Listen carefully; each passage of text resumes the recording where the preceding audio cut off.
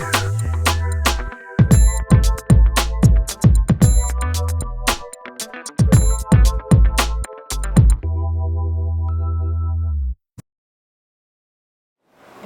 good morning. Good morning.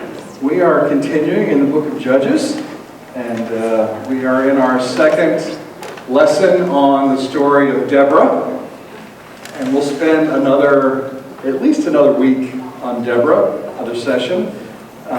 And so as we get into this, last week we set up the story of Deborah and explained sort of what was going on and who this enemy was that God raises up to oppress them. And if you'll recall, what we've said throughout these lessons is that one of the things that we see in the book of Judges is that even from the very beginning, when they're taking the promised land, that what happens in the book of Judges is it sets it up to say that Israel fails to control all of the main trade routes, which are also all of the main political and military strategic points. And as a result, what the text is implying behind the scenes is that Israel's going to have problems with their neighbors because they don't control all of these things. Second, we've seen that marriage is an economic and political tool that the ancient world uses to basically solidify alliances and partnerships and economic trade and things like that. And so Israel, because they don't control these points, they end up having to do marriage alliances with all the nations around them to ensure that they can survive and get trade. And naturally, what comes as a result of that is they worship other gods. And that's literally how the text separates it. This, and then this, and then this. And as we've said every week, that economic decisions have theological consequences. And it's just as true today as it was for Israel back then. So, last week, we looked at Hazor and King Jabin, who is the group that Yahweh raises up to oppress Israel. They controlled the region's primary trade route. Hazor was, by some estimations, bigger than Babylon at this time. It is a huge city. And we've also seen that Yahweh's oppression, the oppression of Hazor, had lasted for 20 years before a deliverer is raised up. And what that tells us is that the generation that did sin, the generation that sinned, experiences deliverance. God doesn't give up on the generation that falls into idolatry. He rescues them from that idolatry. And we see that Deborah is a respected prophetess, oracle, and judge of all of Israel during this time before the battle ever begins. And that Jael, as we will look at today, her victory over Sisera is predetermined by Yahweh as judgment against Jabin and Hazor, not a judgment against Barak's supposed lack of faith or a sign of Israel's idolatry. So Deborah is an established leader, and Yahweh sets up Jael to take down Sisera as judgment against him, not as a judgment against Barak, as some of our traditional teachings claim. So, let's dive right into the text. A little background from where we were last time. The Israelites again did what was evil in the sight of the Lord after Ehud died. So the Lord sold them into the hand of King Jabin of Canaan, who reigned in Hazor. The commander of his army was Sisera, who lived in Harosheth Hagoyim. Then the Israelites cried out to the Lord for help, for he had 900 chariots of iron and had oppressed the Israelites cruelly 20 years. So my first question is, what is the significance of iron chariots? The Philistines had iron and the Israelites didn't have iron. Okay. So we're dealing with this period of time between the start of the Iron Age and the end of the Bronze Age, okay? And so iron is the latest technological weapon. And it says that Hazor and Sisera with his army have 900 chariots of iron. Now what that probably means is that the chariots were wood and they were clad with iron, or perhaps the wheels had iron spokes or iron what's the word I'm looking for? Rings, bands, that's the word I was looking for. Bands around the wheels themselves. Not that these chariots were made of solid iron. That's beyond, I think, the technological capabilities of the time. So, how would you compare that in modern day terms? The fact that they have 900 chariots. Tanks. Who's got the most tanks?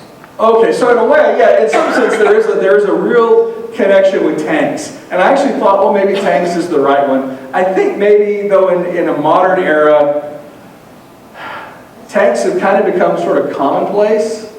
How about drones? Drones, yeah, it could be drones. I also like, Sisera has nukes. Sisera has nuclear weapons and Israel doesn't. They're there with rifles and machine guns, but no nukes. Kind of a modern day equivalent. Any of those kind of work, but the point is there's a huge discrepancy in military power. And then it says at that time, Deborah, a prophetess, wife of Lapidot, and we also talked about how that could also be translated as a fiery woman, was judging Israel. She used to sit under the date palm of Deborah between Ramah and Bethel in the hill country of Ephraim, and the Israelites came up to her for judgment. And it says she sent and summoned Barak, son of Abinoam, from Kadesh in Naphtali, and said to him, "The Lord, the God of Israel, commands you, go, take a position at Mount Tabor, bring 10,000 from the tribe of Naphtali and 10,000, and the tribe of Zebulun. I will draw out Sisera, the general of Jabin's army, to meet you by the Wadi Kishon with his chariots and his troops. I will give him into your hand." And Barak said to her, "If you go with me, I will go. But if you will not go with me, I will not go." And she said, "I will surely go with you. Nevertheless, the road on which you are going will not lead to your glory, for the Lord will sell Sisera into the hand of a woman." Then Deborah got up and went with Barak to Kadesh. So he's told to go to Mount Tabor. Why? And these are all these little geographic details that the text drops that we just kind of skip over. And yet the question is, why? It's a trade route? Okay, so it has a lot to do with the trade route. And if we go back and look at our map that we've used before, what you'll see is Hazor is at the top there of the screen. And we talked about how that trade route that goes up through around the Sea of Galilee, and at Hazor it splits. One side goes towards basically Damascus and then on to Babylon and Persia. The other way sort of heads up towards Phoenicia and then off into what will later be called Asia Minor, modern-day Turkey. And what I've highlighted in green there is, what we've talked about before, is the Jezreel Valley. And you can think of the Jezreel Valley as like one big massive traffic circle, one big roundabout. Okay? The trade in that region that goes between the coastal highway and the highway on the opposite side, on the desert side, the desert highway or the King's Highway, you have a natural crossing point that occurs at this big Jezreel Valley. And it's kind of shaped like an arrow, as I've tried to highlight there. And you'll see where Mount Tabor is. It's kind of at that sort of upper right-hand tip of the arrow, of the whatever you call that point, at kind of the back of the arrow. And so that's where the troops are positioned. And what's probably worth looking at is this is that sort of 3D map I used last week. You can see where Tabor is. You see it's kind of a high point, and you can kind of see how the whole The whole Jezreel Valley is sort of a big depression, okay, that makes it easy to pass through in terms of travel. And I've also marked on there a little ridge line, and it's called the Nazareth, today it's called the Nazareth Ridge. The city of Nazareth in the New Testament is just on the back side of that ridge, but that ridge looks out over the Jezreel Valley, and I put that on there to give you this perspective because this is a photo taken that I took from the top of the Nazareth Ridge looking out. And so you can see on the left-hand side of the screen, you can see, I'm sorry, I guess it's on your, is that on your left? It's Yeah, it is on your left, okay. Is Mount Tabor. And you can see it's sort of a haystack-shaped hill. It's very prominent.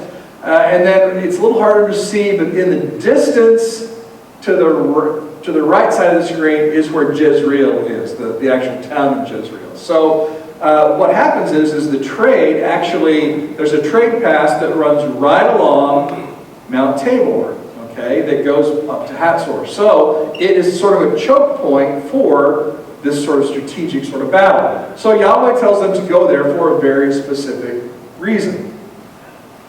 And it says, when Sisera was told that Barak, son of Abinoam, had gone up to Mount Tabor, Sisera called out all his chariots, 900 chariots of iron, and all the troops who were with him from Haroshath Hagoyim to the Wadi Kishon. Then Deborah said to Barak, up. Actually, literally, it's awake, get up. For this is the day on which the Lord has given Sisera into your hand. The Lord is indeed going out before you.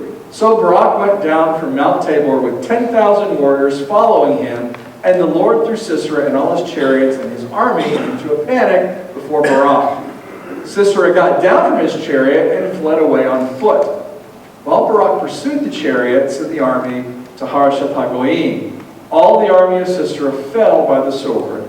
No one was left. So my question is, what caused the panic? It says Yahweh put them into a panic, but how did that panic happen?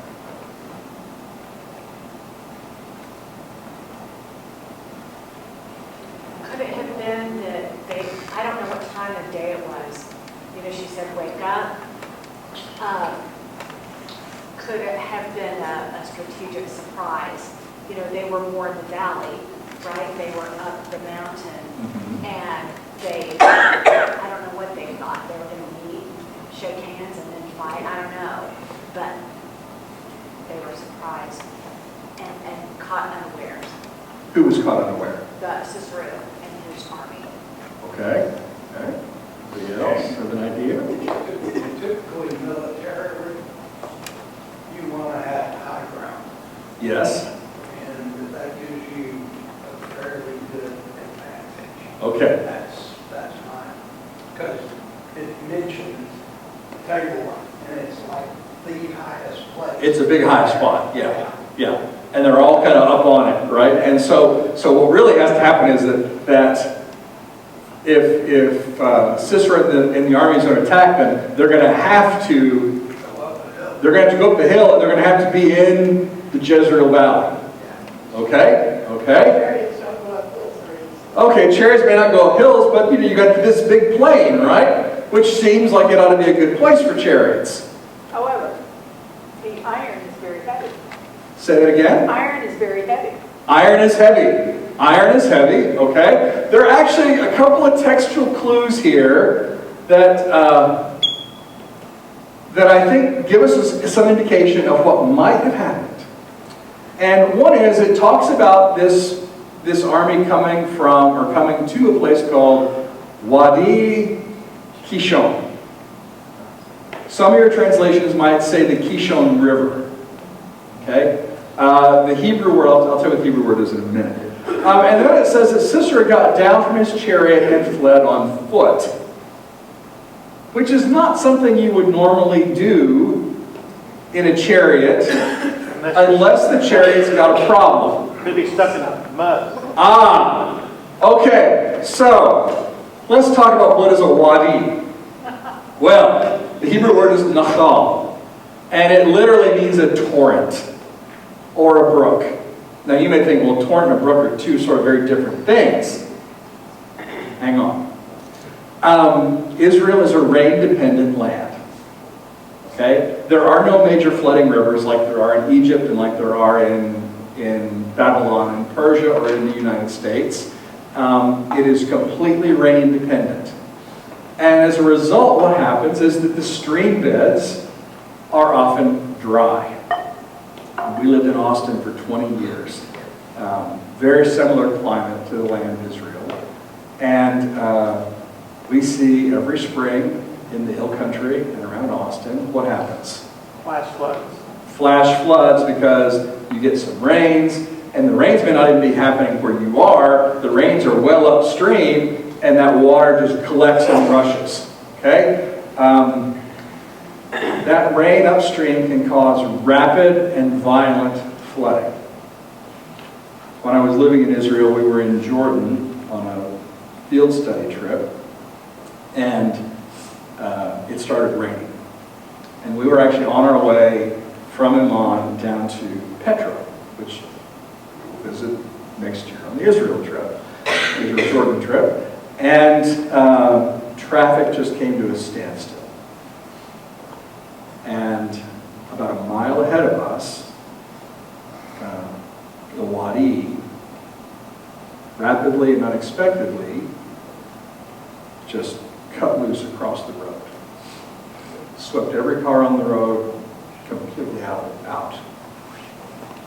And we had to turn back, go back to Amman, find a hotel to stay in, and it was a mess. And the next day, when they finally let us out to kind of make our way to our next destination, we went by that same part of the road. And what there was the Jordanian army on the side of the road with massively long poles in the mud, digging down, looking for cars that had been buried by the flooding water from the Wadi. In the desert in Israel, what's the number one cause of death? Drowning from the wadis. Wadis are serious things. Well, what do we have here? I've marked it on the map. You see the Kishon River, the Wadi Kishon, and you see that this valley is kind of a low place. And it just so happens at the top left of that map, and I haven't marked it, but that's Mount Carmel. That's where Elijah and the prophets of Baal have their battle in 1 Kings, is it 18, 19? It's one of the high wet points in the country. And so what happens in the Jezreel Valley is it has a tendency to flood. And so what appears to have happened is that Sisera's chariots get stuck in the mud. And incidentally, we see this happen in the Jezreel Valley in the story of Elijah and the prophets of Baal, because what happens to Ahab's chariot? When it all of a sudden starts to rain, okay, his chariot gets sort of stuck in the mud, and Elijah's able to beat him on foot, okay, because of this area that is prone to flooding. And it seems that's what's happened to Sisera's chariots. That's how Yahweh throws them into a panic. Little textual clues that when you understand the geography make a little bit more sense. What about in chapter 5 when that's song, he actually talks about the rains and the flood? Okay, yeah, that's for next time. Okay, that is for next time. Yes. So now Sisera had fled away on foot to the tent of Jael, wife of Heber. For there was peace between King Jabin of Hazor and the clan of Heber the Kenite. Jael came out to meet Sisera and said to him, "Turn aside, my lord, turn aside to me, have no fear." So he turned aside into her tent, and she covered him with a rug. Then he said to her, "Please give me a little water to drink, for I am thirsty." So she opened a skin of milk and gave him a drink. Excuse me. And covered him. He said to her, "Stand at the entrance of the tent, and if anybody comes and asks you, 'Is anyone here?' say no." Interpretation of how to talk about Jael. It says that she is the wife of Hazor the Kenite. That's how we normally translate it. That word Heber, or Havar, in Hebrew is also the word for community.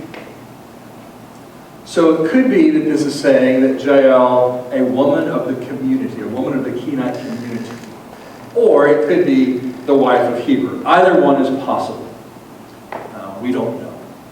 But I throw that out there just to say, hey, there's another sort of vagueness in how this woman is described, much like there is with Deborah, which says she is the wife of Lapidot. And the name Lapidot is one that has a lot of problems to be a man's name. Number one, it's feminine. And in number two, we don't see it anywhere else. And it does seem to mean torches. So Deborah could be described also as a fiery woman. Okay? Or someone said Lapidot, she had red hair. That's quite literally a possibility. Or it describes her personality. And here we have Jael, or Jael, who is either the wife of Hazor, the Kenite, or she is simply a woman of the Kenite community. Either one. And I want to point out a few things in this text that are kind of interesting. It says, Jael came out to meet Sisera. Two verbs. She came out, she went out, literally, she went out, and to meet. That terminology gets used a lot in the Bible when it refers to armies. The army went out or came out to meet so-and-so. But it's also used when it involves a woman. She came out to meet him has sexual connotations. And then she says to him, "Turn aside, my Lord, turn aside to me." Again, this is a phrase that has multiple undertones. She can either be saying, as in the case of this shows up in Genesis, I think it's in Genesis 19, when the angels come to Sodom and Lot sees them, he says, "Turn aside to me, turn aside, my lords." Okay? Meaning the same sort of phrase, come into here. It can imply safety, but in the context of Genesis, it also implies impending violence. It also shows up in Proverbs with the foolish woman who entices a man into her home by saying, "Turn aside to me." So there's a sexual overtone to this sort of turning aside. Okay? And he goes into the tent. Generally not a place for a man not related to you to go. There's only one reason you go into a woman's tent: if you're not one of the men of her family. And she covered him with a rug. And I highlight the rug because we have no clue what that word means. It's the only time it's ever used. Nobody knows what it means. And the rabbis had a field day with trying to figure out what it meant. Some even thinking that maybe she covered him with herself. We'll talk more about that in a minute. She gave him a little water. He asked for water. She gives him milk, okay, which is a sign of sort of extreme hospitality. But also, who drinks milk? Kids drink milk. Okay, so there's sort of this motherly aspect to what she's doing. And he says, "Stand at the opening of the tent." Again, that word "opening" there is a charged word. It can mean the opening of the tent. It's also a euphemism in Hebrew for a woman's private parts. Okay, so there's this sort of double entendre going on all throughout this text of what is Sisera doing in Jael's tent? What's going on? And all these terms have sexual and maternal and even military undertones.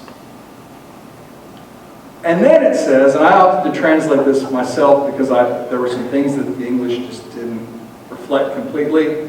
And Jael, a woman of the community, took a tent peg and placed it in her hand. She came to him softly, and she drove the tent peg into his temple, or also to be translated his parted lips, and pounded it down into the ground, for he was sleeping, unconscious, and he died. Again, came to him softly. Lots of sexual undertones in that word. She took the tent peg. Any Freudian psychologists in the room? She took a phallus, a symbol of a man, and she takes a hammer, and she drives it into his head. The word literally is temple, but in other parts of the Bible, particularly in Song of Songs, it's a word that's used to describe a woman's parted lips. So she takes the tent peg, for imagery, and pounds it into his mouth, out the back. I love that visual image. This is a very famous painting. I can't remember the artist. His first name is Artemisia. I can't remember his last name. There is so much going on in this photo that hints at also what we'll see next week. Notice where his right hand is. It is under her dress. She is laid between his legs. We will see that next week. Next class. This imagery, although we look at it as very artful, is very charged with Renaissance sexuality in ways that we might skip over, which is in the text. And then it says, now see, I'll talk about that in a minute. Barak was pursuing Sisera. Jael came out to meet him, and she said to him, go, I will show you the man whom you are seeking. And he came to her, and look, Sisera fallen dead, and the tent peg in his temple or in his parted lips. Your choice. One of the things we see in Hebrew, there's a fun word that King James used to translate it, behold. Okay? Behold, I do something. And the word probably is best not to be translated, but what it literally doesn't mean look or behold, or as one of my professors is fond to say, OMG. Okay? What happens is there's a shift in the action. Okay? If I were directing a film of this, that would be a scene cut or a shot cut where you're looking at one thing, and she's just pounded the tent peg into him, and the next thing she does is the scene shows Barak pursuing Sisera, okay? And so then he comes up, and again, another scene change. Look, boom, he's looking at him in the ground. So it's a way of directing the reader's point of view as to what's happening, okay? I'll talk about why it's weird. She says, go, I will show the man whom you're looking for. I'll tell you why in just a minute. But what I want to point out is, again, there are sexual military overtones, which we'll see in just a minute. Again, you'll notice Jael says, she came out to meet him. That's a military phrase, okay? That in one sense is military, but in the other sense is also sexual. And again, we're getting this sort of tension in the story as to what's really going on here. And so my question is, the Kenites are allies of Hazor. Why in the world would Jael kill Sisera? Why does she do it? Well, opportunistic maybe. She knew that he was defeated. Why be aligned with an enemy or with an ally that's just been defeated by your enemy or their enemy, and now maybe you're at risk? Ah, interesting. Okay. Did I see another hand over here? Well, the Kenites, Moses married a Kenite. A Kenite? Okay. Yeah, Moses' father-in-law is a Kenite. Yeah, and his wife is a Kenite. Yeah. Well, I was going back to milk. She probably drugged him because he was, how would you allow somebody to? Yeah, so the word, I translated it unconscious. It means he is effectively so weary from the battle that he's dead to the world. Right? Yeah, that might be the way we would say it. He is exhausted, he is out cold. Right? And she's given him milk, which seems to be more of a settling sort of a thing, so he's out. That allows her to come to him quietly and peg him. That's where we get the phrase, right? It's what she does. And this is premeditated too. She was waiting. Oh, okay. Yeah, it seems to be a little bit premeditated. I think, Dave, I think you're right. I think that what she does here is she is strategic enough to know that we are aligned with Hazor, and Hazor's army has just fallen. And if we hide this person, we're going to be the next ones to be wiped out. So she makes a strategic decision to save her community by taking him out. And we see this over and over again, where women in the Hebrew Bible take the initiative to save their communities, oftentimes because their men are idiots. Okay? Rebecca scheming, with her son for Isaac, with Isaac as opposed to, to take Jacob, I'm sorry, to make the birthright go to Jacob, okay, instead of Esau. She knows Esau's not suited. And she takes the initiative in her hand to deceive her husband because he's going to do the wrong thing.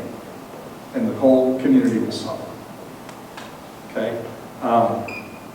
You could argue even that Sarah and Hagar. Sarah is trying to do that with giving Hagar to Abraham. But we'll see, there's other places, there's some really fun ones that we'll see coming up where women take a prominent role. Okay? It seems to be that's what she does. She takes that sort of initiative. So some interesting parallels I thought it would be good to point out. If you recall from earlier on, I think it was in our second week, we looked at the story of Aksa, who is the first woman we see in Judges 1 who takes an initiative. And she is given basically as a prize to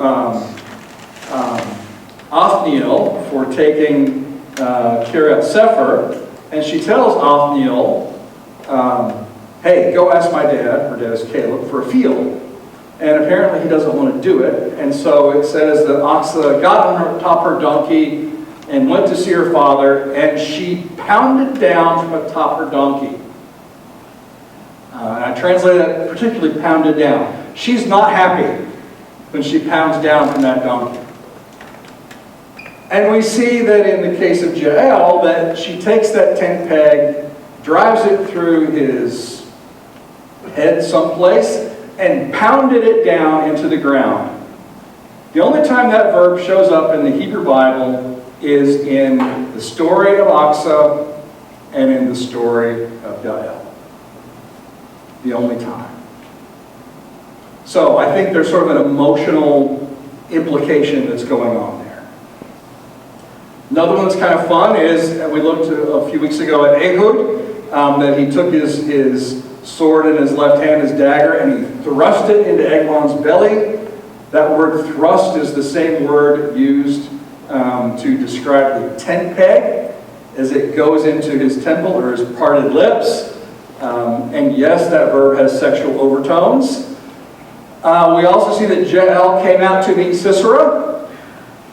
And likewise, she came out to meet Barak. Okay? Literally a parallel verb pair that has a double meaning in Hebrew for military and for sexual encounter.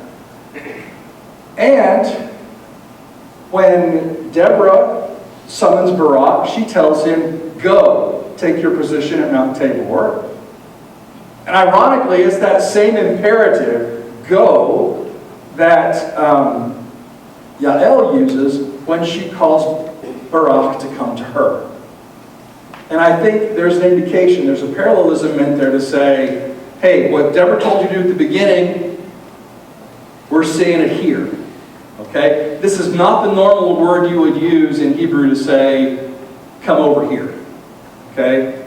Turn aside would be the right word to say, or come, but not go. So, in this, Is the language there maybe kind of like a thing about saying this has happened, just like Deborah said? yeah, I think the reason it's, well, why did you use that word? Well, okay, it's because that's the one that we used at the beginning. Yeah, I think that's exactly why. We've so far seen that Deborah is a prophetess, a judge, and an oracle, that all Israel came up to her for judgment, that Yahweh uses the Wadi Kishon to negate Sisera's substantial military advantage, to give Israel the advantage, and that Jael turns the tables on Sisera. She executes him in her tent. Hospitality becomes death. Maternal care becomes death. Is there a sexual encounter here? Well, the ancient rabbis seem to think so. They think she seduced him and then killed him when he was asleep afterwards. Just a counterpoint to that last. He's like, he just came out of a battle. He's dead tired. You know, Okay. where the rabbis are. So that's a really good thing, but hold that thought for the next class, okay? Hold that thought for next class. Did I hear another comment? Yeah, I was kind of going on the same thing. That's the problem I have with the sexual encounters. He's running for his life. Yeah. I think the last thing on his mind would be, I need to hook up with this Jael. Okay, so here's the thing. Wait till next time, okay? Okay, the sexualized military wordplays abound throughout, okay? Double meanings all over this text. And it's going to get even more so when we look at the next time. Now, no class next week. I'm going to be at a conference,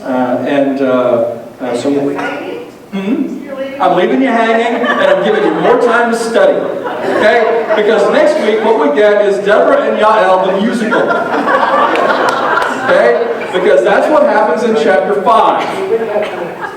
You said next week, you mean week after. I mean, the week after next, yeah, 2 weeks, we get Deborah and Jael, the musical, okay? And so my question is, so read Judges 5, and one thing I would like you to do is try to forget that you even know about what you just read in Judges 4. Put it out of your mind, read Judges 5, and then using that psalm, try to reconstruct a narrative and see what that narrative looks like, and then maybe compare it to what the narrative says in the chapter before. Do they match? Do they not match? What's different? What do we see? And then maybe ask yourself, why in the world do we have two versions of this story? What's the point? And then finally, we're going to look at what can we learn about how the text portrays both Deborah and Jael. And I think we'll get some really interesting things that I think also have implications for us today, and maybe how we read some presumptions into the text that may not be there. Thank you all very much. Thank you for your questions, and again, we'll pick this up in 2 weeks.